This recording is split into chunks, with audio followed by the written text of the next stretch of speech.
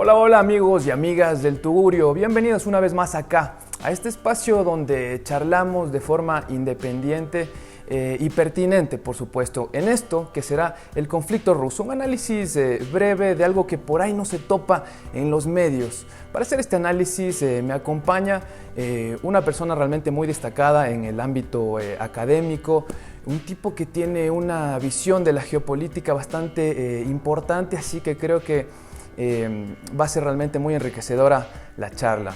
Vamos a dividir esta entrevista en tres grandes bloques, ¿verdad? Vamos a hacer la primera, que sería el balance general de lo que es la guerra, lo que ha dejado, si Putin está calculando bien las cosas o le está yendo mal, la está perdiendo, mucho más el análisis del líder, de Putin, la guerra económica.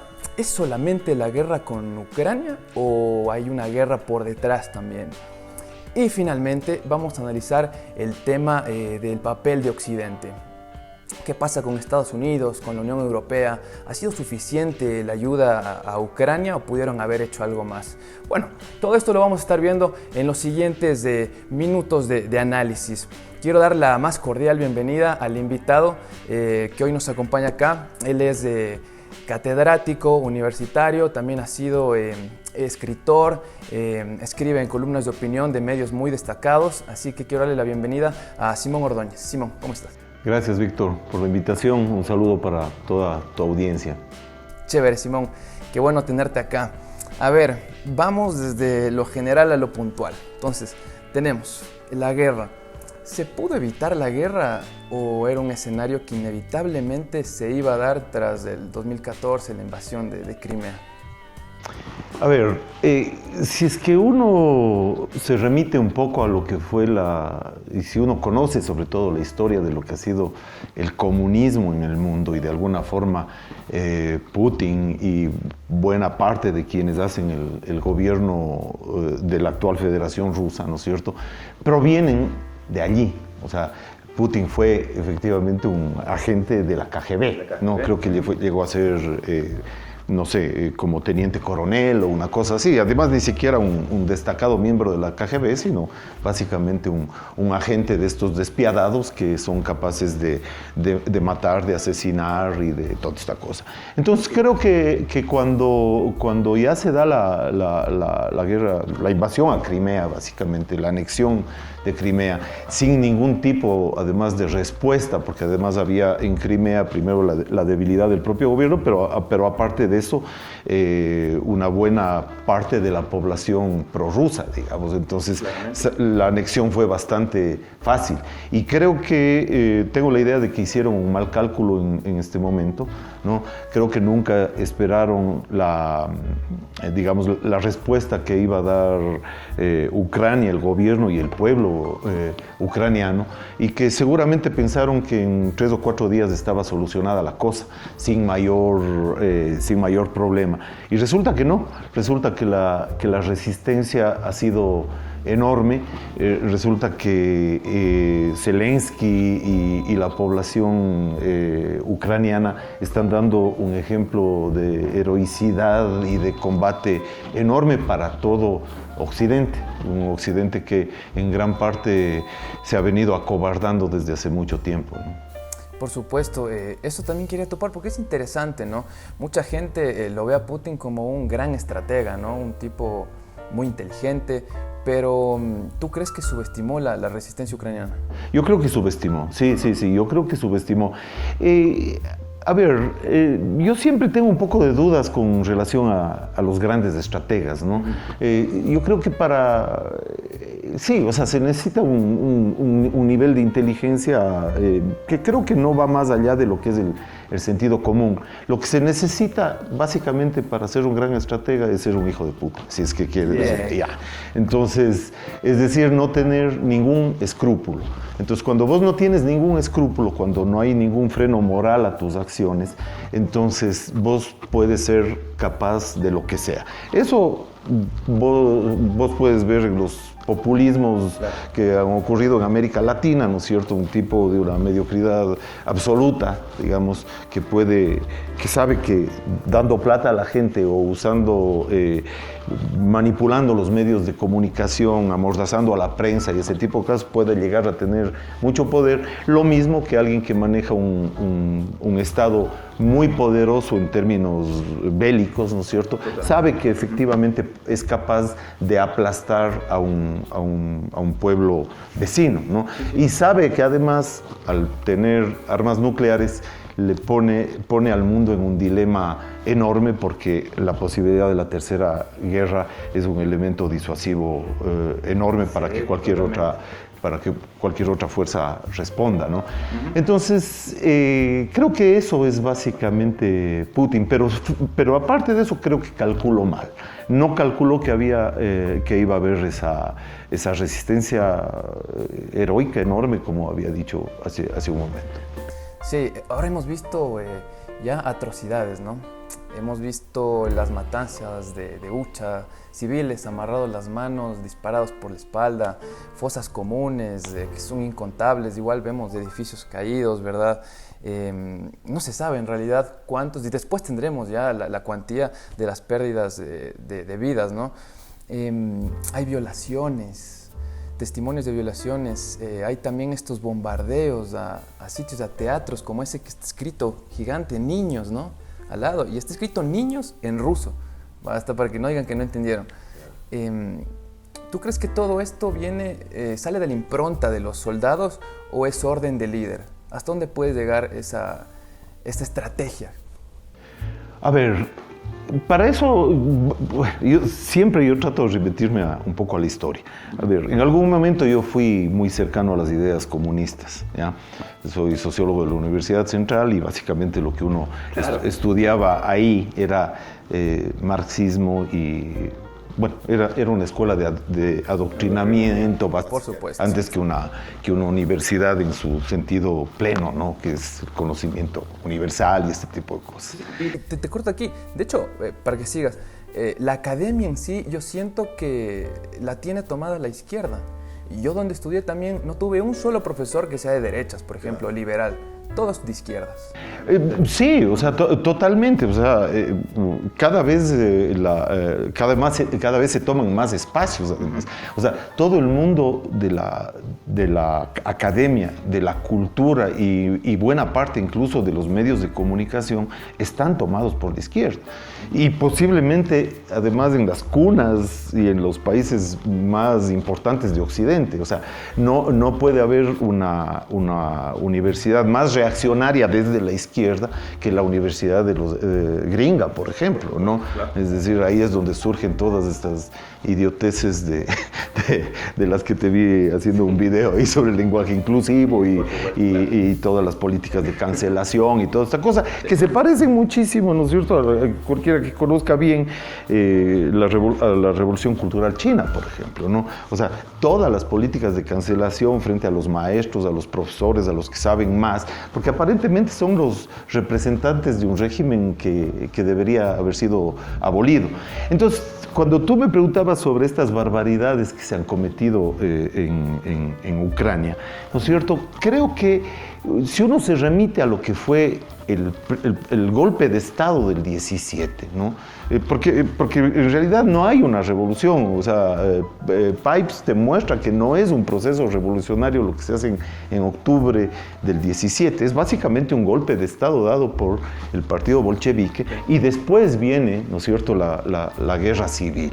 Lo que hacen durante la guerra civil es absolutamente terrible, ¿no es cierto? O sea, entonces toda la historia de la ideología del comunismo y de la historia de ellos es una historia de terror y de violencia. Por eso lo que hacen cuando, bueno, después de las barbaridades también cometidas por Hitler y toda esta cosa, ¿no es cierto? Pero bueno, cuando los aliados triunfan y los rusos entran a Berlín, los soviéticos entran a Berlín, se produce la violación de millones millares y millares de mujeres, ¿no? Y la práctica esta de aterrorizar a la gente, ¿no es cierto? Es una práctica usada por todos los movimientos comunistas del mundo. O sea, vos ves a Sendero Luminoso, a las FARC, a los etarras. En Cuba lo mismo, hasta el día de hoy, ejecuciones sumarias y demás. Es una locura. Y además, digamos, pero además de la violencia es el terror, ¿no es cierto? Es decir, vean de lo que somos capaces, ¿no? Es decir, ni siquiera se esconden, porque básicamente una política de terror tiene que ser realizada casi a la luz pública para que sirva de escarmiento a todos, ¿no? A propósito, ¿no? Ya que nos metemos en esta cuestión de lo sanguinario que está haciendo Putin y que ha sido la historia rusa o bolchevique, si se quiere, porque ha estado marcada por la sangre sin ninguna duda. Bueno, ahora sí, Simón, ya hemos hablado bastante y quizás la gente ya tiene una idea más o menos de por dónde va y de cómo es tu análisis de Vladimir Putin. Pero ahora sí, como más a fondo, coméntanos para ti, ¿cómo es este líder que hoy en día se muestra tan sanguinario? Para algunos inteligentes, para otros un criminal. El primer elemento de Putin es ese, ¿no? Entonces está formado primero también en esta idea de que se puede, digamos, de que no hay contenciones morales, de que se puede matar a quien quiera en nombre de unas ideas o en nombre de tus finalidades, ¿no? Otro elemento que es importante para analizar el tema de Putin es la presencia ahí de un pensador que se llama Alexander Dugin, ¿no? Este Alexander Dugin es un geniecillo de estos que hay bastantes además en Rusia, ¿no? Pero que es una mezcla del nacionalismo más extremo, ¿no?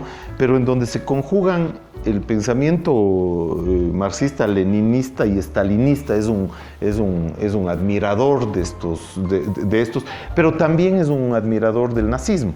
Es decir, es un admirador de las dos formas de totalitarismo más brutales que han habido en la historia. Y él desarrolla un concepto que se llama el mundo ruso, ¿no? Que es uno de los que está aplicando Putin, ¿no es cierto? Es decir, y que es muy parecido a lo que hizo Hitler para invadir Checoslovaquia y invadir sobre todo Polonia. Es decir, allá donde hayan rusos o donde Rusia tenga intereses de algún tipo y donde haya una población que hable nuestro idioma, ahí yo tengo la posibilidad de intervenir, de bombardear y de hacer la guerra. Con ese pretexto entró Hitler también a Polonia y a Checoslovaquia, ¿no? Entonces, son conceptos bastante parecidos y es un concepto absolutamente expansionista. Totalmente. Que vuelve, ¿no es cierto?, en el caso de Putin, vuelve a lo que sería primero el imperio ruso, ¿no es cierto?, de los zares, pero es sobre todo un soviético y un comunista, ¿no es cierto? Entonces, pero esa mezcla con el totalitarismo nazi, que además es una mezcla pero es una mezcla natural, verás, ¿no? Pues parecen polos opuestos, o deberían serlo, digamos, en teoría, ¿no? Pero aparentemente, te digo, yo creo que ese es un mal entendimiento de la historia, ¿no? Solamente al final de la Segunda Guerra Mundial, ¿no es cierto?, hacia el año, me parece que en el 41, recién la Unión Soviética se une a los aliados, ¿no? La guerra empieza por el pacto... Claro, entre Hitler y Stalin, digamos, claro, para dividirse Polonia. Para dividirse Polonia, ¿no? Y entonces, si tú analizas un poco lo que fue, por ejemplo, la estructura de los aparatos de la KGB, de la Checa, digamos, de la SS y de todos ellos, es una copia, ha sido una copia absoluta de lo que hicieron antes ya Lenin y luego Stalin. Es decir, hay un libro de Stéphane Courtois, creo que se pronuncia, ¿no? Yo no hablo francés. Courtois, sí. Courtois, pero que se llama Lenin, el inventor del totalitarismo, ¿no? Entonces, y ahí va mostrando justamente, ¿no?, cómo digamos, por ejemplo, son los soviéticos los que inventan el campo de concentración, pues. Claro. O sea, no el campo... Pero se le adjudican a los alemanes. Se lo adjudican a los alemanes, ¿no? Y la presencia y el pacto entre la Unión Soviética y los alemanes incluso es anterior a la propia Revolución Soviética. Hay que recordar que, ¿no es cierto?, estábamos en el contexto de la Primera Guerra Mundial y como Alemania necesitaba distraer lo que era para ellos el frente digamos, del frente oriental, entonces financia parte de la revolución bolchevique justamente para distraer y que Rusia no les pueda atacar. Claro. Sí. Entonces, el tren en el que llega Lenin pocos días antes del golpe de octubre es financiado por los alemanes, ¿no? Entonces, entonces, ¿tú crees que sí se podría hacer aquí de alguna forma, ¿no?, encontrar puntos en común en una comparación Putin-Hitler, ¿o no? Putin-Hitler sí, hay puntos, te digo, hay puntos. Por ejemplo, esto te digo, este concepto del mundo ruso con el de espacio vital de Hitler, ¿no? Entonces, esos dos conceptos son bastante cercanos, ¿no es cierto? Nosotros debemos expandirnos allá en donde nuestra cultura o donde tengamos algún tipo de población más o menos similar a la nuestra, o donde simplemente tengamos intereses, o donde, por ejemplo, podemos invadir un país para proveernos de alimentos, etcétera. Entonces, Ucrania, que era el granero de la Unión Soviética. De la Unión Soviética, ¿no es cierto? Y que fue ya antes sometida, ¿no es cierto? Aparte de todos los momentos en que es sometida, pero en el año 32 al 34, ¿no es cierto?, ocurre esto que se le llama la gran hambruna rusa. El Holodomor. El Holodomor, ¿no es cierto?, que es una política deliberada del Estado soviético para matar de hambre a sus enemigos políticos. Están en un momento que llamaban la de los kulaks, o sea, te querían eliminar a los kulaks, que eran pequeños y medianos propietarios, ¿no es cierto?, que simplemente eran vistos como enemigos de clase porque eran campesinos aferrados a la tierra, que no querían ser colectivizados. Entonces fueron, digamos, a través de la coerción y de la violencia, fueron expropiados no solo de sus bienes y cosas así, sino, por ejemplo, se llegaron a expropiar hasta las semillas para las nuevas cosechas.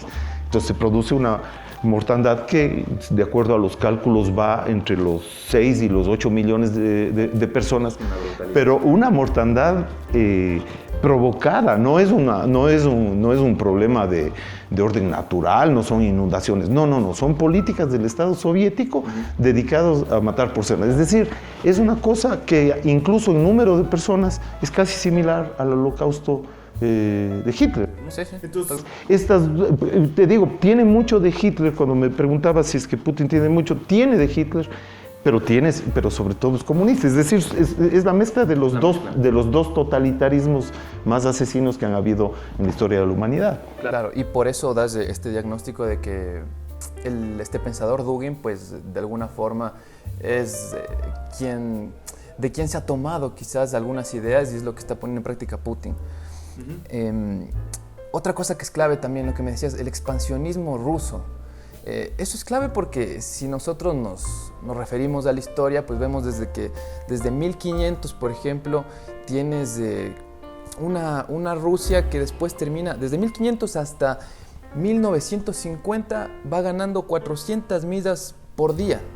Óigame bien, 400 millas por día en promedio va ganando, porque en 1500 era un pequeño principado nada más, el Principado de Moscovia. Y después, bueno, se va agrandando hasta tener esta expansión que realmente es casi un continente en 1950 ya con la Unión Soviética. Y por ahí se confunde, ¿no? A veces el tema del imperialismo, pero país más imperialista que Rusia difícilmente lo encontremos. Y ahí es donde vamos también con este tema ahora, con la guerra económica. Porque si bien es cierto, la guerra se está peleando en Ucrania, pero me parece a mí que hay intereses que van mucho más allá incluso. Por parte de Rusia, creo que China también es un actor que está ahí jugando su papel, no se mete mucho, pero parece que también tiene mucho que ver. ¿Crees que los golpes que Occidente le está asestando a la economía rusa son realmente para noquearla o simplemente son unos jabs que no le hacen nada y va a salir bien parado a la final Putin? A ver, nuevamente la historia nos dice que a veces ese tipo de cosas no son suficientes. Uno tiende a pensar que la crisis económica, ¿no es cierto?, termina haciendo que los pueblos se subleven y se vayan contra sus líderes o contra quienes dirigen el país. Pero cuando las crisis económicas se dan en países como estos, o sobre todo cuando la crisis económica ya es demasiado grande, es decir, cuando el tema de la escasez se instala directamente ya en una sociedad y la gente no tiene qué comer, se vuelve un arma de dominio y de sometimiento gigantesco, ¿no? Por eso es que tú puedes ver que las dictaduras, ¿no es cierto?, primero la soviética, antes la China, la de Corea del Norte, lo que pasa en Venezuela, ¿no es cierto?, pese a la crisis económica enorme, pese a que son economías destruidas, esos regímenes son inconmovibles, ¿no es cierto?, porque el control del alimento y el hambre termina sometiendo a las personas y las vuelve mucho más sumisas.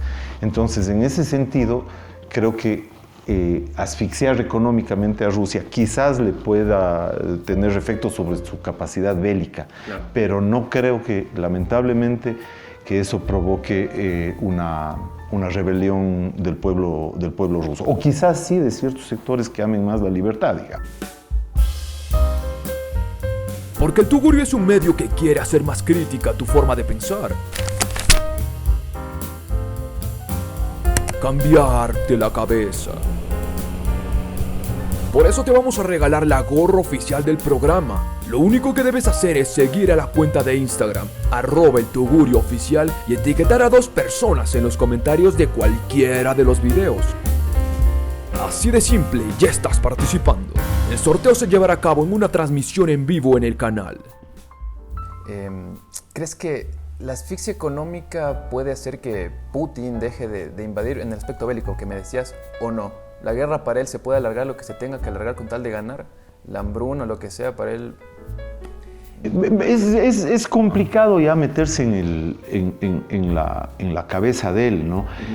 Posiblemente, yo creo que en términos bélicos sí puede haber un golpe fuerte, ¿no es cierto? Si es que le cortan ciertos suministros de dinero, los repuestos para toda la maquinaria bélica, todo ese tipo de cosas, podría ser que retrocediera en algo, ¿no?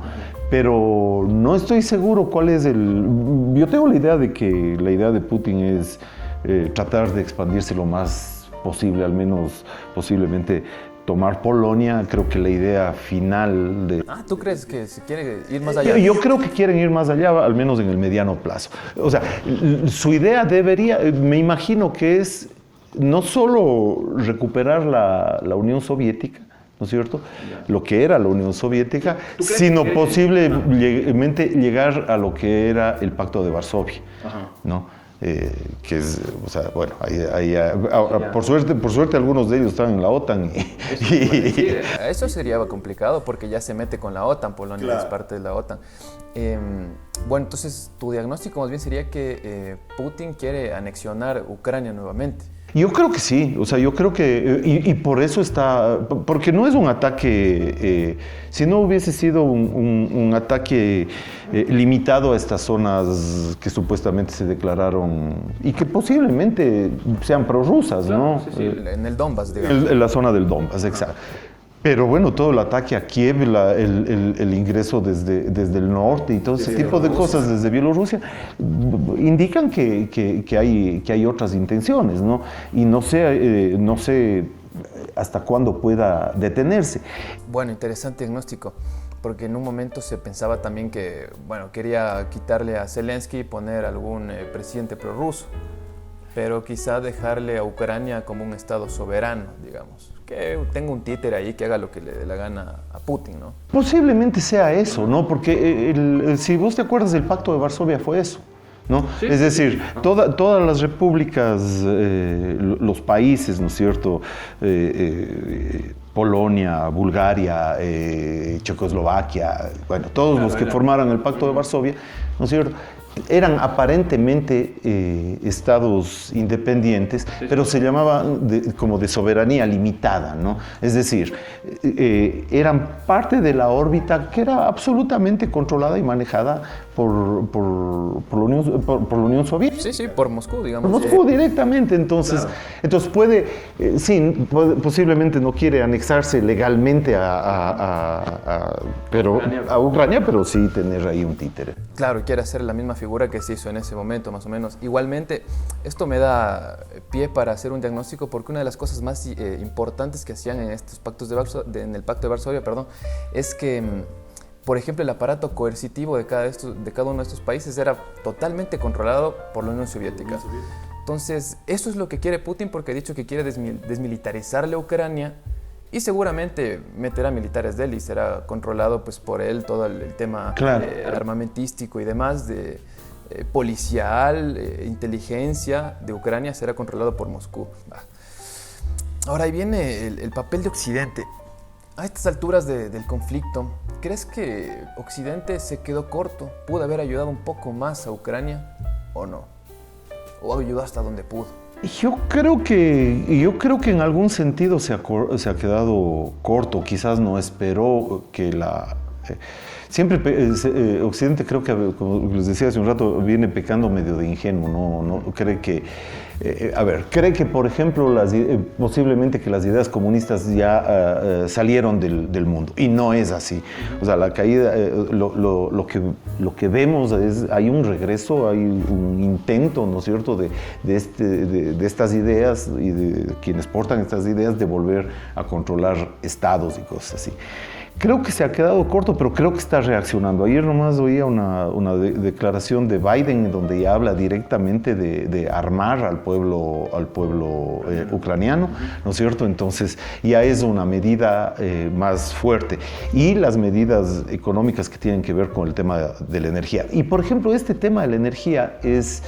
Y si es que quieres aquí, después me van a dar por todo lado, pero digamos por las críticas, porque, por ejemplo, ¿no es cierto?, toda la onda esta de los ecologistas, ¿no es cierto?, toda la bronca ecologista que ha venido también siendo otro ismo, no, el ambientalismo. Entonces, ha hecho que finalmente muchos países occidentales, y por ejemplo Alemania, y buena parte de Europa, ¿no es cierto?, se vayan tomando muy en serio este discurso y se han terminado convirtiendo en dependientes energéticos de Rusia, ¿ya? Entonces le han entregado un recurso estratégico a alguien que posiblemente termina siendo tu enemigo, ¿ya? Y sobre todo Alemania, ¿no? Entonces, todo el discurso de los ecologistas, por ejemplo, contra la energía nuclear, ¿no?, que es la energía más barata, más segura y menos agresiva con el ambiente. Ahora, este tema me hablabas, ¿no?, de Biden, que ahora parece estar reaccionando, Joe Biden. ¿Crees que de estar Donald Trump en el mandato no se daba la guerra o hubiera tenido otro accionar por lo menos? O sea, con el imbécil de Trump yo creo que ya podríamos estar en la Tercera Guerra Mundial. No, o sea, lo que pasa es que, y eso incluso para que alguna gente entienda algunas de las cosas que digo, ¿no?, porque podrían pensar que estoy cercano a las ideas de Trump o alguna cosa, no, es todo lo contrario, ¿no? O sea, Trump es un populista de derecha y un troglodita, ¿no? O sea, a ver, sí, es también una reacción a estas políticas de la cancelación y toda la cosa, una reacción medio visceral, pero no creo que sea lo mejor. Sería medio especular un poco pensar en eso, pero creo que Putin igual lo iba a hacer, ¿no es cierto? O sea, ya lo hizo en Chechenia, ya lo hizo en Crimea, ¿no? En Crimea, etcétera, y creo que era previsible que eso pase.